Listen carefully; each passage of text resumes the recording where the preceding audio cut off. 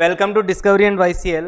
My name is Durgesh Kumar Malviya. जैसे कि पता है कि discovery collaboration with YCL math से रिलेटेड जो भी है यहाँ पर जो अपडेट्स है अभी जैसे क्वाड्रेटिक के रिगार्डिंग अपना जो चैप्टर चल रहा है उसके अंदर हमने कल जैसे कुछ स्पेशल कंडीशंस हमने पढ़ी थी इसके बारे में। तो वही बात है कि चैनल के साथ बने रहने के लिए आप इस चैनल को सब्सक्राइब करिए, साथ ही बेल आइकन को प्रेस करिए। तो चलिए हम वापस स्टार्ट करते हैं, अपने टॉपिक पे आते हैं। जैसे कि कल हमने कुछ स्पेशल कंडीशंस पढ़ी थी रूट्स के ऊपर, है ना। तो इसका मतलब उसके बिहाफ पे हम कुछ क्वेश्चंस जैसे कंसिडर करते हैं। जैसे कि हमने कल पढ़ा था कि अगर किसी भी क्वाड्रेटिक का अगर एक रूट इन्फिनिटी को टेंड कर रहा है, इसका मतलब उसका जो लीडिंग कोफिशिएंट होगा वो हमेशा क्या होगा, जीरो, यानी कि ए की वैल्यू जीरो होगी। और साथ ही साथ हमने पढ़ा था कि अगर किसी क्वाड्रेटिक के दोनों रूट इन्फिनिटी को टेंड कर रहे हैं, इसका मतलब क्या होगा कि एक्स स्क्वायर का कोफिशिएंट एंड एक्स का जो कोफिशिएंट होगा दोनों के दोनों साइमल्टेनियसली जीरो को टेंड करेंगे, यानी कि ए भी जीरो होगा और बी भी जीरो होगा। ठीक है, तो चलिए एक क्वेश्चन कंसिडर करते हैं कि एक क्वाड्रेटिक इक्वेशन दे रखी है x plus two equals to 3 minus A x square. देखो इस क्वाड्रेटिक का जो एक रूट है, माना कि इसके अल्फा एंड बीटा दो रूट अगर हम कंसिडर करें, क्वाड्रेटिक है तो इसके दो रूट है अल्फा कॉमा बीटा। अगर इसके अंदर कोई भी एक रूट या तो अल्फा या बीटा अगर इन्फिनिटी को टेंड कर रहा है, कोई भी एनी रूट है ना, या तो अल्फा इन्फिनिटी को टेंड कर रहा है या फिर बीटा इन्फिनिटी को टेंड कर रहा है, तो दोनों में से कोई भी एक रूट अगर इन्फिनिटी को टेंड कर रहा है, इसका मतलब जो लीडिंग कोफिशिएंट होगा हाईएस्ट डिग्री के एक्स का जो कोफिशिएंट होगा वो हमेशा क्या होगा, जीरो होगा। वो हमने कल डिस्कस किया था। तो हम इसको थोड़ा सा सिंप्लीफाई कर लेते हैं। X square plus 2x is equals to 3 minus x square. ठीक है, एक्स स्क्वायर को इधर ले आते हैं। एक्स स्क्वायर यहाँ पे क्या आ गया, इन दोनों से हमने एक्स स्क्वायर क्या कर दिया, कॉमन ले लिया। तो अंदर जो टर्म मिली है वो मिली है 1 प्लस ए, है ना। ये इस साइड में आ जाएगा तो क्या हो जाएगा, माइनस का ए एक्स स्क्वायर, इस साइड में आ जाएगा तो प्लस का ए एक्स स्क्वायर। एक्स स्क्वायर हमने क्या कर दिया, कॉमन ले लिया। तो जो अंदर जो टर्म मिली है वो मिली है 2x minus 3 equals.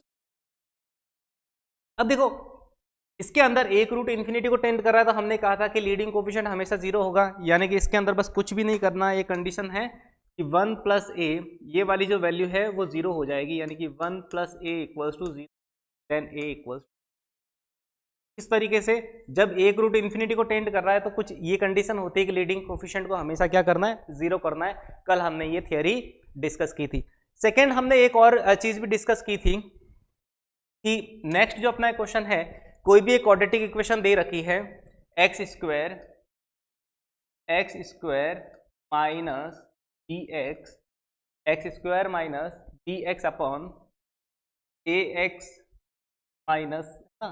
Minus c is equals to लिखा हुआ है m minus 1 upon m plus 1, minus 1 upon m plus 1।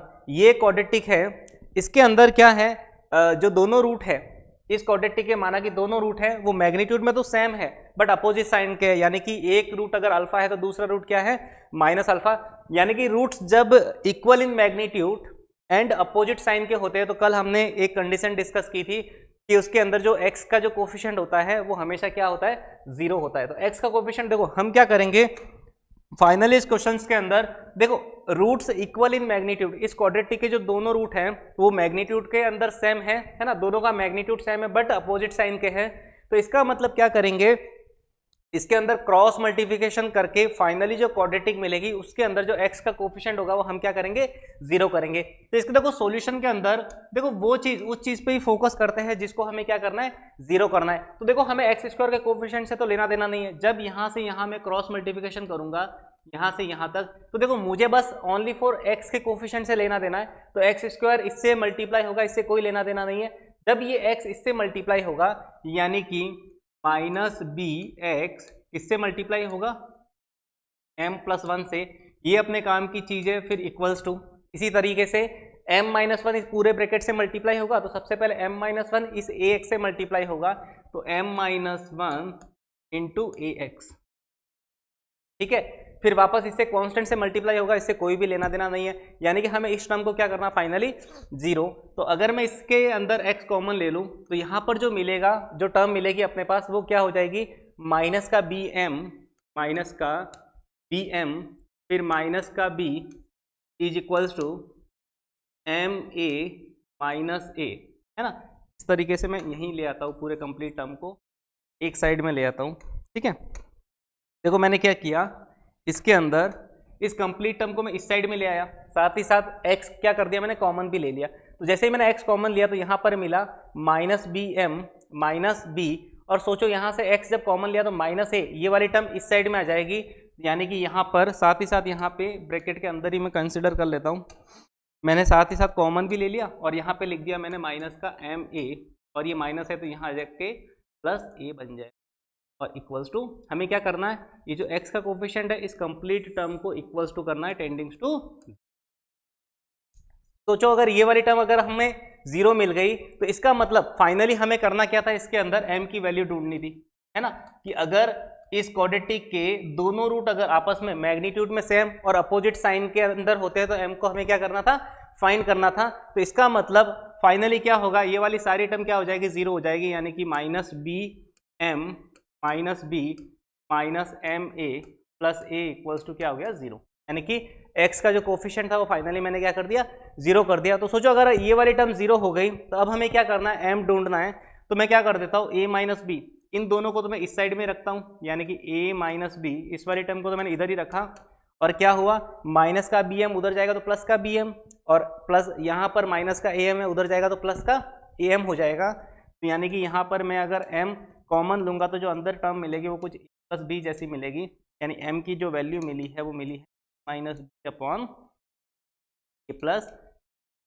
इस तरीके से हम क्या कर सकते हैं, बिल्कुल इजीली इसको सॉल्व कर सकते हैं। यानी कि हमने इसके अंदर, इस क्वेश्चन के अंदर बस इतना ही कह रखा था कि ये जो क्वाड्रेटिक दे रखी थी, ये जो क्वाड्रेटिक थी इसके अंदर क्या था कि इसके जो दोनों रूट थे मैग्नीट्यूड में सेम थे, दोनों का मैग्नीट्यूड सेम था बट अपोजिट साइन के थे, यानी कि एक रूट अगर अल्फा है तो दूसरा रूट क्या होगा, माइनस अल्फा होगा। तो इसका मतलब हमने क्या किया कि हमने कल कंडीशन पढ़ी थी कि जब रूट मैग्नीट्यूड में सेम बट अपोजिट साइन के होते हैं तो x का जो कोफिशिएंट होता था उसके अंदर हम इसको क्या करते हैं, 0 के इक्वल टेंडिंग कर देते हैं। तो इसका मतलब अब हमें क्या करना था, m निकालना था। तो फाइनली मैंने इस वैल्यू को क्या कर दिया, 0 कर दिया, और हमें जो ढूंढना था उसको एक साइड में लेके आ गया, और इस तरह से हमने क्या कर दी, फाइनल वैल्यू निकाल ली। ठीक है, अब देखो इसी के बिहाफ पे हम और भी एक दो क्वेश्चन कंसिडर करते हैं, जैसे कि एक और इसके अंदर वही स्पेशल केस वाला एक क्वेश्चन कंसिडर करते हैं। जैसे कि एक क्वाड्रेटिक इक्वेशन दे रखी है,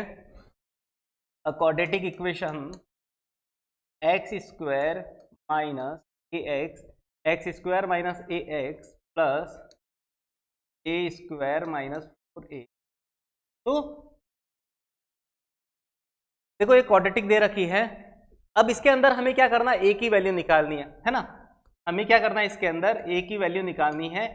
a की वैल्यू क्या होगी कि अगर इनके जो रूट्स है वो अपोजिट साइन के हैं। अपोजिट साइन का मतलब होता है कि एक अगर पॉजिटिव है तो दूसरा क्या है, इसके अंदर नेगेटिव है। तो सोचो अगर एक पॉजिटिव है और दूसरा नेगेटिव रूट है, तो हमने क्या किया था, कल हमने कंडीशन पढ़ी थी कि रूट अगर अपोजिट साइन के होते हैं तो इसका मतलब अल्फा इंटू बीटा दोनों का जो प्रोडक्ट होता है वो क्या होता है, आपस में लेस देन 0, यानी कि एक अल्फा इंटू बीटा, एक पॉजिटिव और एक नेगेटिव, यानी कि positive into negative less than वाली क्वांटिटी मिलेगी, यानी कि alpha into beta is less than 0। ये अपनी कंडीशन हो गई।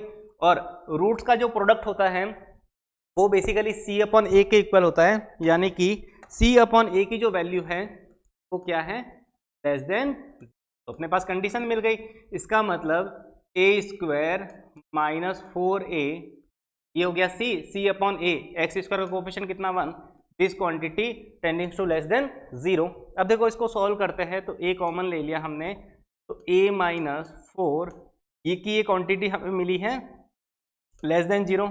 और देखो लेस देन 0 का मतलब छोटे रूट से बड़ा रूट वही आंसर आने वाला है, यानी कि a बिलोंग्स टू 0 से, है ना।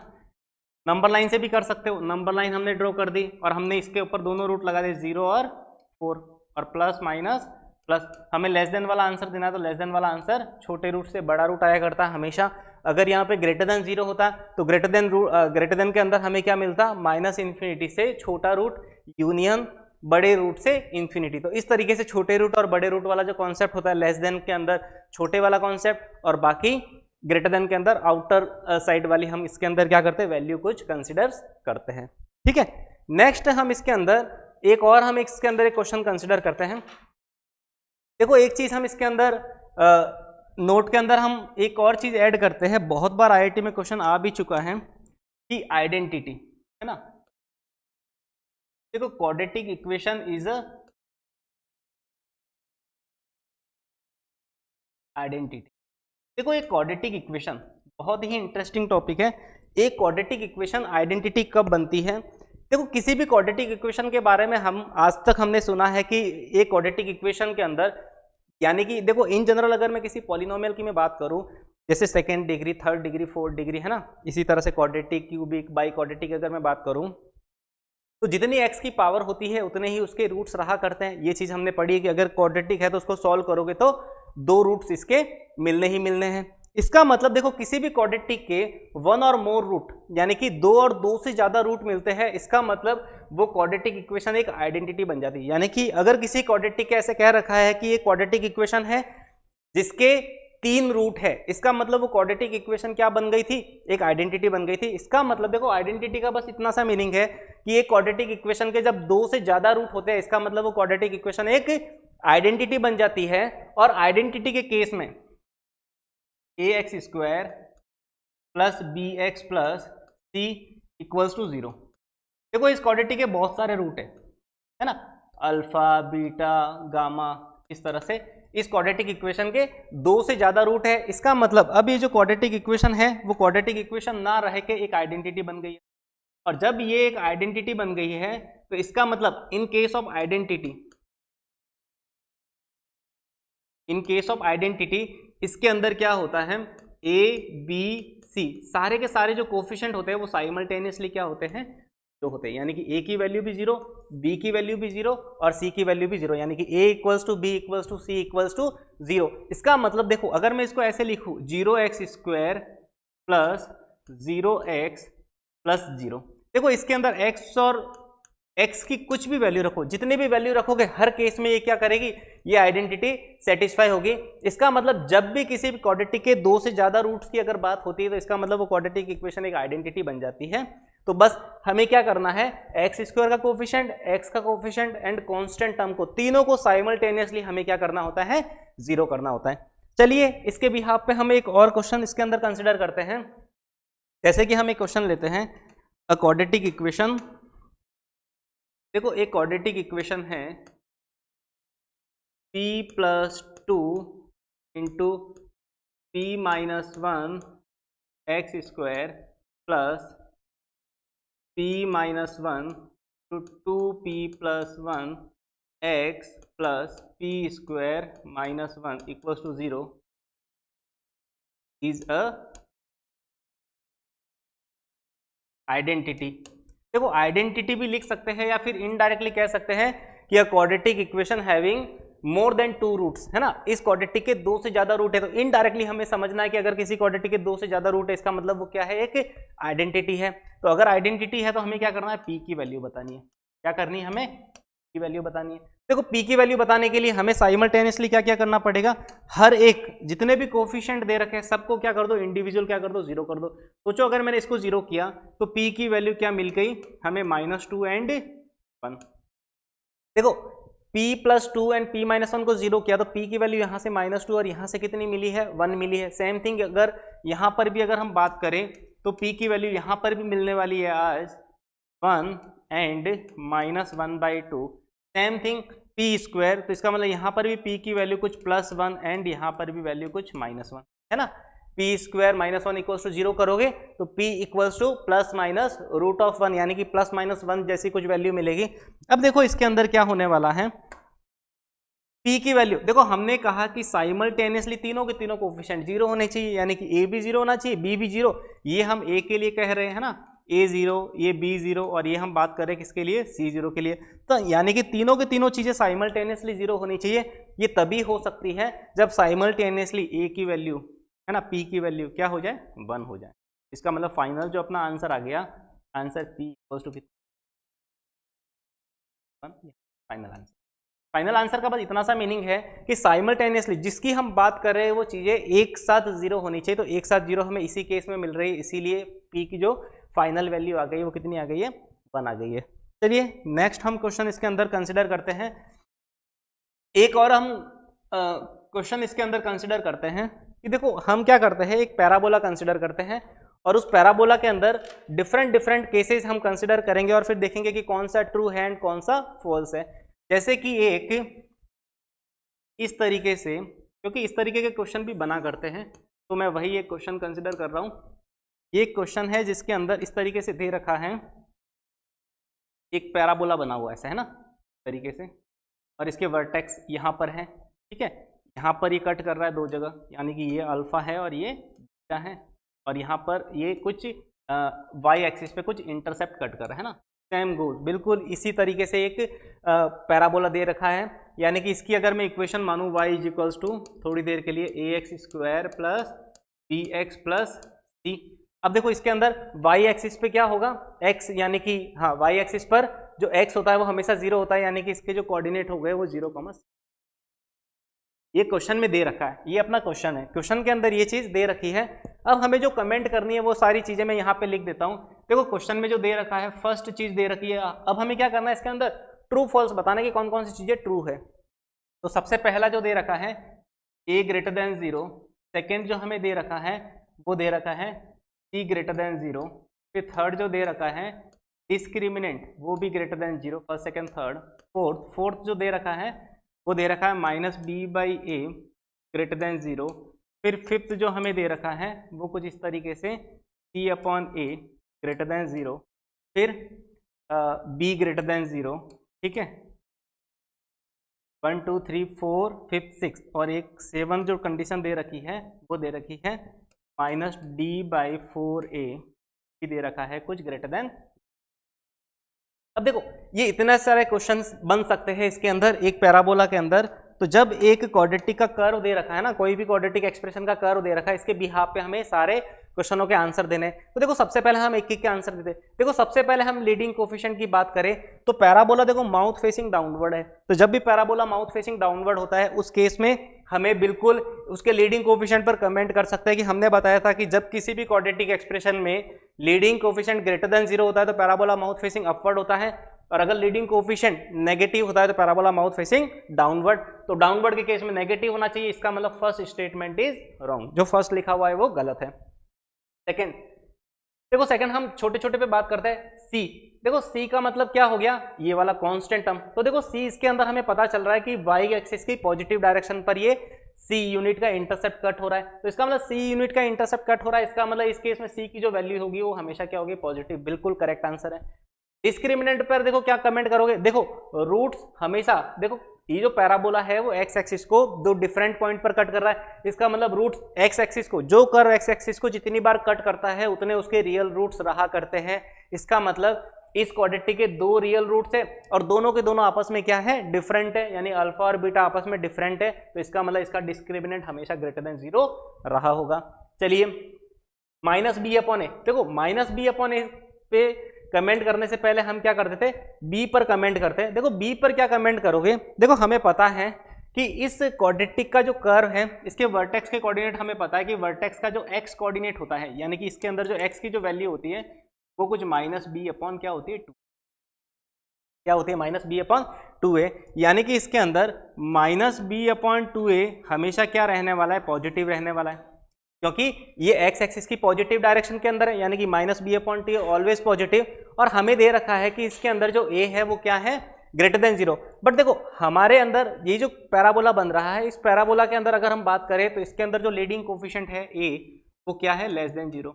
तो अगर a लेस देन 0 है इसका मतलब यहाँ पर a की वैल्यू क्या है नेगेटिव। तो जब a लेस देन 0 होगा वो जब मल्टीप्लाई होगा यहाँ से इनइक्वालिटी का साइन क्या कर देगा, चेंज कर देगा, यानी कि minus b is less than 0। फिर माइनस से वापस में मल्टीप्लाई करूं तो b इज ग्रेटर देन 0, यानी कि इसके अंदर जो b होगा b के ऊपर क्या कमेंट करेंगे कि b इसका ऑलवेज पॉजिटिव रहा होगा। तो देखो b पॉजिटिव, तेरा b पॉजिटिव, यानी कि स्टेटमेंट 6 करेक्ट है। चलिए ए और बी पर अगर हम बात करें तो देखो फोर्थ पॉइंट की अगर हम बात करें तो माइनस बी अपॉन ए, देखो यहाँ पे माइनस बी अपॉन ए, ये वाली क्वांटिटी देखो बी हमेशा क्या है ग्रेटर देन जीरो, यानी कि बी ये वाली क्वांटिटी ऑलवेज पॉजिटिव है, यानी कि ये अगर हमेशा पॉजिटिव रहने वाला है, इसी के साथ साथ ए है वो हमेशा क्या रहने वाला है, नेगेटिव रहने वाला है, यानी कि ए वाली जो क्वांटिटी है वो हमेशा क्या रहने वाली, नेगेटिव, यानी कि पॉजिटिव अपॉन नेगेटिव, नेगेटिव आ गया, नेगेटिव नेगेटिव से मल्टीप्लाई होकर हमेशा क्या बनेगा, पॉजिटिव, यानी b upon a is always positive, यानी कि ये वाले भी पॉजिटिव है, यानी कि स्टेटमेंट 4 भी करेक्ट है। सी अपॉन ए के ऊपर क्या कमेंट करना है, देखो सी भी पॉजिटिव है और ए भी पॉजिटिव है, यानी कि सी upon a always positive. Discriminant के ऊपर देखो लास्ट अपना जो है इसके अंदर देखो डिस्क्रिमिनेंट, डिस्क्रिमिनेंट के अंदर देखो हमें चीज एक पता है कि डिस्क्रिमिनेंट डी ऑलवेज क्या है, पॉजिटिव है, तो डी पॉजिटिव है साथ ही साथ ए नेगेटिव है, तो positive upon negative negative quantity और नेगेटिव नेगेटिव पॉजिटिव, तो इसका मतलब ये वाला स्टेटमेंट भी हमारा करेक्ट हो गया। तो इस तरीके से ये 7 चीजें हैं, तो कोई भी अगर ग्राफ दे रखा होता है तो हम इन 7 चीजों पर हम क्या कर सकते हैं, कमेंट कर सकते हैं। चलिए नेक्स्ट हम जो इसके अंदर पढ़ने वाले हैं, इसके अंदर जो अपना जो नेक्स्ट टॉपिक है इसके अंदर वो हम पढ़ेंगे कंडीशन ऑफ कॉमन रूट्स। देखो कंडीशन ऑन कॉमन रूट्स के अंदर क्या होता है,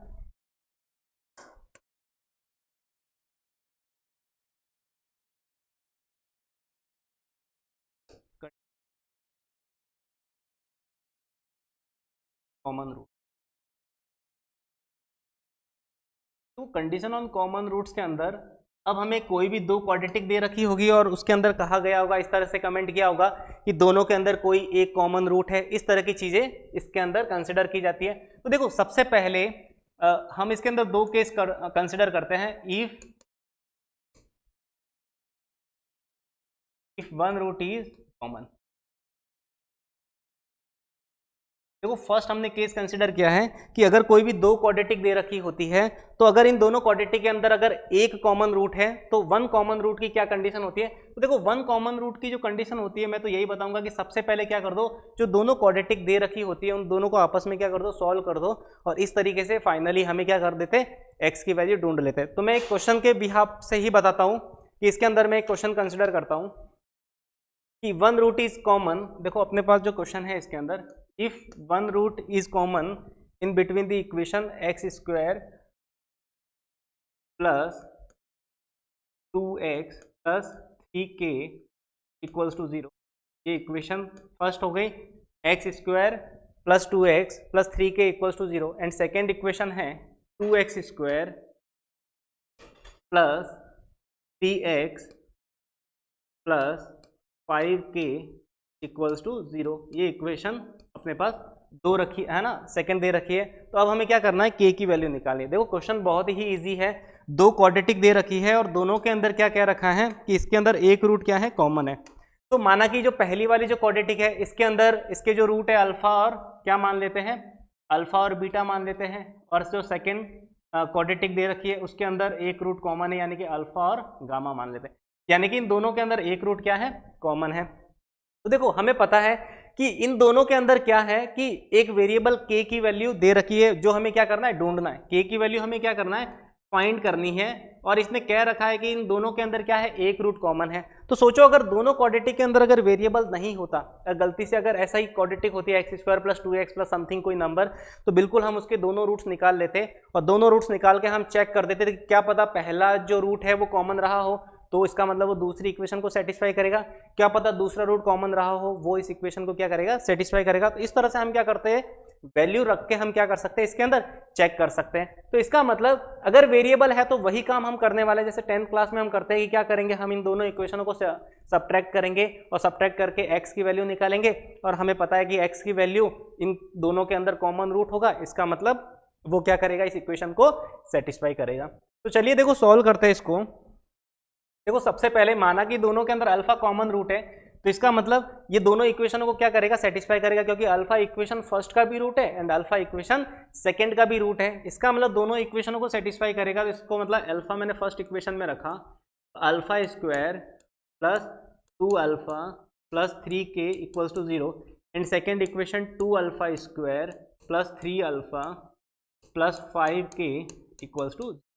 अब मैं क्या करूं, फर्स्ट वाले इक्वेशन को 2 से मल्टीप्लाई करके सेकंड से क्या कर देता हूं, सब्ट्रैक्ट कर लेता हूं, क्योंकि इससे क्या होगा, अल्फा स्क्वायर वाली टर्म कैंसिल आउट हो जाएगी। बस हर बार हमें यही करना होगा कि हम हर बार हाईएस्ट डिग्री का जो एक्स होगा, यानी कि अल्फा रखने के बाद जो हाईएस्ट डिग्री वाला एक्स मिलेगा, उसके कोफिशिएंट को सेम बना के हम क्या करेंगे, दोनों इक्वेशनों को सब्ट्रैक्ट कर लेंगे। तो देखो इसके अंदर क्या होने वाला है, जैसे कि 2 से मल्टीप्लाई किया तो 2 alpha square plus 4 alpha is equals to, ये 3k है तो उधर जाके कितना, -6k, और same second equation 2 alpha square plus 3 alpha is equals to 5k को उधर भेजा तो -5k। अब इन दोनों इक्वेशनों को हमें क्या करना है, सब्ट्रैक्ट करना है। तो देखो दोनों इक्वेशनों को जैसे ही हमने सब्ट्रैक्ट किया तो यहाँ पर नेगेटिव साइन नेगेटिव और यहाँ पे क्या मिल गया, पॉजिटिव।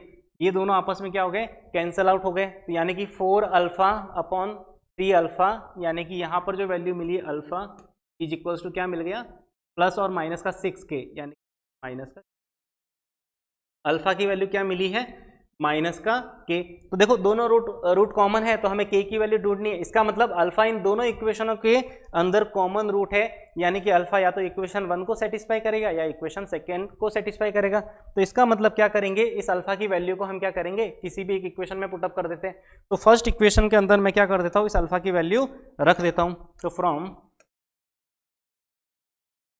इक्वेशन 1 मैंने अल्फा की जगह -k रखा है यहाँ पे, तो माइनस का k स्क्वायर, ये जो वैल्यू मिली है माइनस का k square plus 2 times of minus का k plus 3k equals to क्या मिला, 0। इसका मतलब मैंने जैसे ही फर्स्ट के अंदर वैल्यू रखी तो कुछ इस तरीके का अपने पास इक्वेशन, एक एक्सप्रेशन बना है।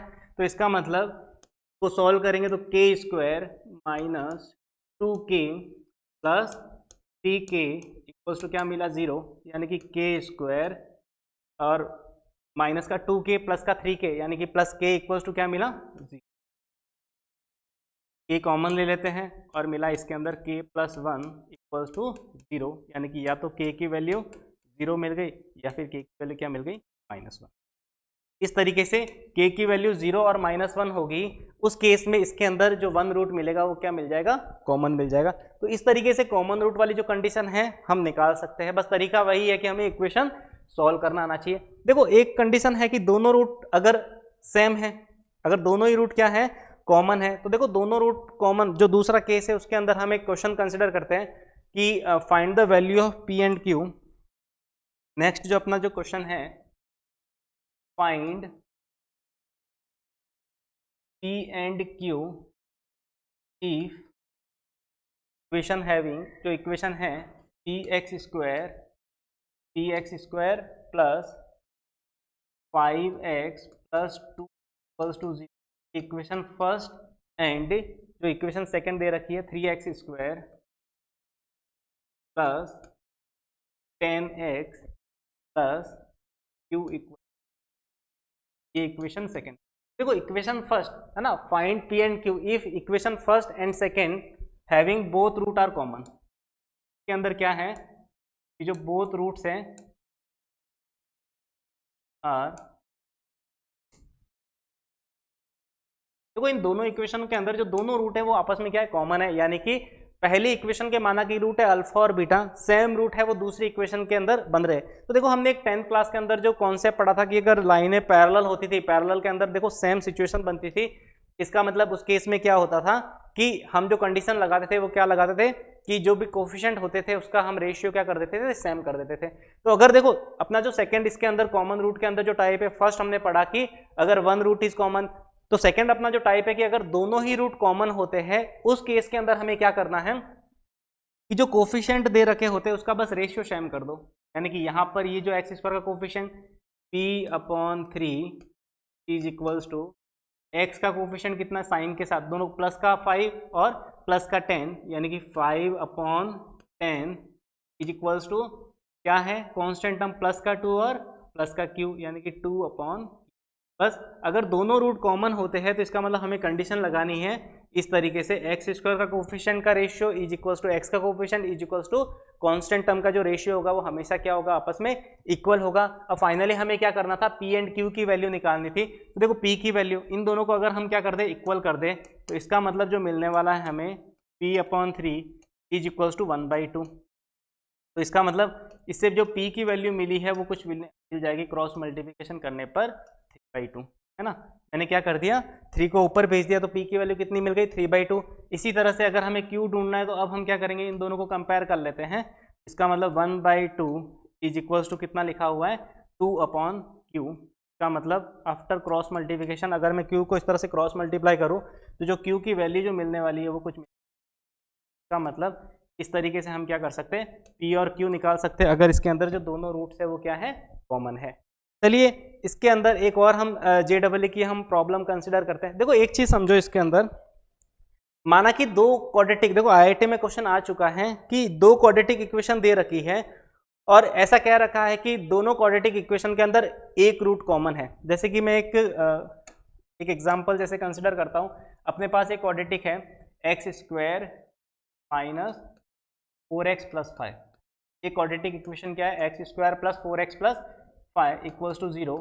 एंड जो सेकेंड क्वाड्रेटिक इक्वेशन है वो कुछ ऐसी है, x² plus ax plus b। ये क्वाड्रेटिक इक्वेशन क्या है, सेकेंड। तो देखो quadratic equation first and quadratic equation second, इन दोनों के अंदर क्या है, एक रूट कॉमन है, वन रूट इज कॉमन। ऐसा क्वेश्चन में दे रखा है तो a और b की वैल्यू निकालनी है ना। इसके अंदर क्या है, if one root is common then find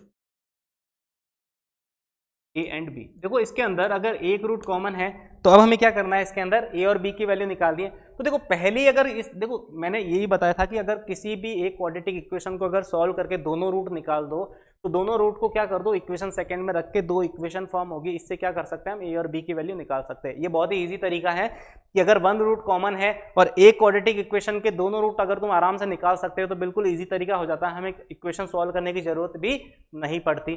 क्योंकि अगर इसके दो रूट है तो दोनों में से एक तो इन दोनों का कॉमन रूट रहा होगा, ठीक है, या तो वो पहला रहा होगा दूसरा रहा होगा, ये अलग सिचुएशन है। तो देखो इसके अंदर एक चीज समझ में आ रही है कि जो पहली वाली जो क्वाड्रेटिक इक्वेशन है इसका जो लीडिंग कोफिशिएंट है, इसके अंदर जो a है लीडिंग कोफिशिएंट वो ग्रेटर देन 0 है। एंड साथ ही साथ इसका जो डिस्क्रिमिनेंट है b² माइनस 4ac, यानी कि -4 का square b² minus 4 a into c, तो 16 माइनस 20। देखो ये वाली क्वांटिटी लेस देन 0 मिल रही है। लेस देन 0 का मतलब इस क्वाड्रेटिक के रूट्स इमेजिनरी रूट्स हैं। इसका मतलब इमेजिनरी रूट्स का मतलब तो देखो हमने एक चीज पढ़ी थी कि किसी भी क्वाड्रेटिक के अगर रूट्स इमेजिनरी है तो imaginary roots always occurs in pair of conjugates, यानी कि इमेजिनरी रूट्स होंगे वो हमेशा पेयर ऑफ कॉन्जुगेट की फॉर्म में होंगे।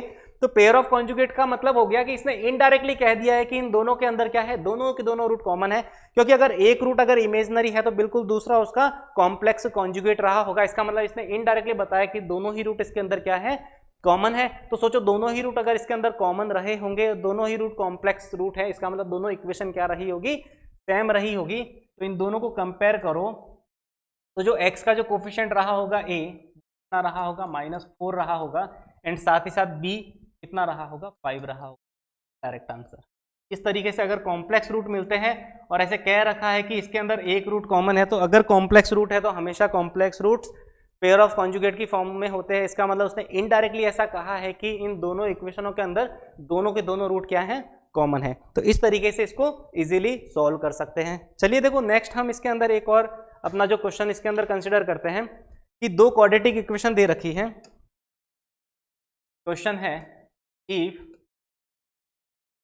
क्वाड्रेटिक इक्वेशन ऑफ x, है ना। फर्स्ट जो क्वाड्रेटिक इक्वेशन दे रखी है वो दे रखी है x² प्लस इस तरीके से x² plus k minus 29x और साथ ही साथ दे रखा है -k इक्वल्स टू 0। देखो फर्स्ट क्वाड्रेटिक इक्वेशन है x² plus k minus 29x minus k। And साथ ही साथ जो सेकेंड जो क्वाड्रेटिक इक्वेशन दे रखी है q ऑफ 2, जो सेकेंड क्वाड्रेटिक इक्वेशन दे रखी है उसके अंदर ऐसा कुछ कह रखा है कि 2x² प्लस जो दूसरी इक्वेशन है 2x² plus 2k minus 43 2k minus 43 into x 2k minus 43 into x plus k equals to 0। इसके अंदर क्या है, ये जो दोनों है बोथ पॉलिनोमियल, यानी कि फर्स्ट Q1x एंड Q2x, यानी कि इसके अंदर मैं लिख दूं Q1x and Q2x both are the factors of cubic equation। देखो Q1x एंड Q2x दोनों क्या है, एक क्यूबिक के क्या है, फैक्टर है। तो अगर क्यूबिक के फैक्टर है तो इसका मतलब अब हमें क्या करना है, k की वैल्यू बतानी है। देखो इसने इनडायरेक्टली कहा है कि दोनों के दोनों अगर एक क्यूबिक के फैक्टर हैं तो इसका मतलब k की वैल्यू, और ऑप्शन भी दे रखा है 0 ए ऑप्शन, 0 बी 33, सी दे रखा है इसके अंदर 30 एंड डी दे रखा है इसके अंदर नन ऑफ।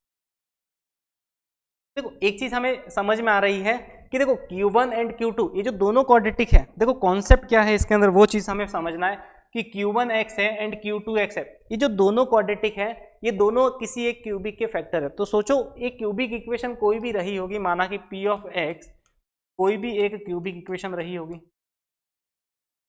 तो जो इस क्यूबिक इक्वेशन का क्या है, Q1 भी एक फैक्टर है, Q1x भी एक फैक्टर है और Q2x भी क्या है, एक फैक्टर है। तो एक क्यूबिक के दो फैक्टर जो दोनों ही आपस में क्वाड्रेटिक है, ये तभी पॉसिबल हो सकता है जब इन दोनों के अंदर क्या हो, एक रूट कॉमन आया हो। देखो एक एग्जांपल कंसीडर करते हैं, जैसे P ऑफ x में कंसीडर करता हूं x minus 1, x minus 2, x minus 3, ये मैंने क्यूबिक कंसीडर की है। और इसके जो दो फैक्टर हैं, तो माना कि जो Q1x है एक फैक्टर रहा होगा, माना कि x माइनस 1 और x माइनस 2, और देखो Q2x, तो Q2x जो फैक्टर होगा वो या तो किसके साथ आया होगा, या तो इन दोनों के साथ आया होगा या फिर इन दोनों के साथ आया होगा, इस तरह से पेयरिंग बन के, या फिर ये खुद ही एक फैक्टर रहा होगा। तो इसका मतलब ये सिचुएशन तभी हो सकती है कि Q2x भी इसका एक फैक्टर बनना है, ये उसी सिचुएशन में पॉसिबल है जब एक रूट, तो माना कि मैंने इस Q2x के अंदर माना कि एक x माइनस 3 माना, तो जो दूसरा इसके अंदर जो फैक्टर बनेगा वो इन दोनों में से आएगा, क्योंकि ये जो P ऑफ x है वो कंप्लीटली Q2x से क्या हो जाना चाहिए, डिविजिबल हो जाना चाहिए। तो इसका मतलब इसमें इनडायरेक्टली कहा है कि इसके अंदर एक रूट क्या है, कॉमन है। इसका मतलब इस तरह से माना कि मैंने Q2x माना, देखो दोनों सेम भी हो सकती है, कोई फर्क नहीं पड़ेगा। अगर Q1x से x माइनस 1 x माइनस 2 है और Q2x भी x माइनस 1 x माइनस 2 है, तो इसका मतलब P ऑफ x के दोनों फैक्टर तो बन ही रहे। तो इसका मतलब अगर Q1x और Q2x दोनों ही क्वाड्रेटिक है और बताया गया है कि वो दोनों जो है Q1x Q2x वो किसी क्यूबिक के फैक्टर हैं, ये वाली सिचुएशन तभी पॉसिबल है जब इन दोनों के अंदर कोई भी एक रूट क्या आया हो, कॉमन आया। तो इसका मतलब ये जो कंडीशन लगानी है इसके अंदर वो लगानी है one root is common, one root is, ठीक है। तो इसका मतलब देखो एक रूट कॉमन वाली बात कही है, तो इसका मतलब बस वही बात है। अब हमें क्या करना है, सेम चीज जो हमने क्वेश्चन के अंदर अप्लाई की थी, कि अब हमें क्या करना है, इक्वेशन फर्स्ट को, देखो मैं कॉन्सेप्ट बता देता हूं कि इसके अंदर हमें करना क्या है, अपनी ओर से इस क्वेश्चन को ट्राई करना। देखो फर्स्ट इक्वेशन जो दे रखी है एक्स स्क्वायर प्लस के माइनस 29x माइनस के इक्वल्स टू 0, कॉन्सेप्ट मैंने बता दिया कि जो इक्वेशन फर्स्ट है और इक्वेशन जो सेकंड है, इन दोनों इक्वेशनों के अंदर क्या है, एक रूट कॉमन है। तो एक रूट कॉमन के केस में अब वही करना है कि हमें एक्स स्क्वायर के कोफिशिएंट को हमें क्या करना है, यानी कि कंप्लीट एक्स स्क्वायर की टर्म को क्या करना है, यहां से गायब करना है। तो हमें क्या करना पड़ेगा, इस इक्वेशन फर्स्ट को मैं क्या कर दूं, इक्वेशन फर्स्ट को 2 से मल्टीप्लाई करके इसको इक्वेशन सेकंड से क्या कर देना, सब्ट्रैक्ट कर देना। तो बस तरीका ये लगाना, इक्वेशन 1 को 2 से मल्टीप्लाई करके उसको इक्वेशन सेकंड से सब्ट्रैक्ट कर देना, एक्स स्क्वायर गायब हो जाएगा, एक्स की जो वैल्यू मिलेगी इन टर्म्स ऑफ के, उसको किसी भी इक्वेशन फर्स्ट और सेकंड में रख के तुम फाइनल क्या कर सकते हो, अपने के की वैल्यू निकाल सकते हो, और इसके अंदर जो के का आंसर आएगा वो आएगा 30। एक बार अपनी तरीके से इसको ट्राई करना, ठीक है। अदरवाइज नेक्स्ट क्लास में हम इसको वापस आगे कंटिन्यू करेंगे। और वही बात है, चैनल के साथ बने रहने के लिए आप इस चैनल को सब्सक्राइब करिए और साथ ही साथ अपने फ्रेंड्स के साथ भी इसको शेयर करिए। चलिए आज के लिए इतना काफ़ी, थैंक यू।